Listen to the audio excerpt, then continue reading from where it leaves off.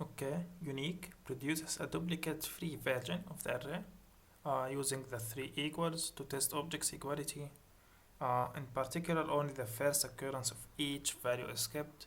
If you know in advance that the array is sorted, passing true for is sorted, this argument will run a much faster algorithm if you want to compute a unique items based on a transformation pass an iterate function. I think I looked into how this was implemented. What is that? Yes, here. I don't think we need the is sorted, so I will implement it in a different way. And I don't think we even need that. We just need to mark the element we choose as as marked. We just need to mark it so we don't put it again. And for the iterate function, it's really easy. So I have here two examples. One is just an array of numbers. It should return only the unique elements. It won't convert it into a set. So let me run it. So node unique. So it will return 1, 2, 4, 3 at the same order they appear. So this is something to remember. Now I have an array of users, name with age, each one of them. Each one of them has a name and age. And so for the is sorted, I passed false. For the iterate function, I just extracted the age. So I want only the unique values from the age. And the way it behaves that it will for each value for the age, it will only return one of them.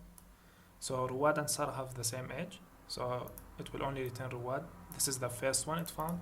If Sarah was before, to return Sarah. Okay. And there is only one user with age 22, which is Bolo. We can implement this. It's not that hard. So const uniq2 will be equal to a function that accepts the array. I don't care about this sorted, so I'll put underscore and the function. So first thing, I will create a map, a hash map that will just map some values that will map values like we already seen this one. So don't put it again. This is the purpose of this variable here. Now the const the result array. Now I'll just loop for each item in our array. First, let me define a variable called val.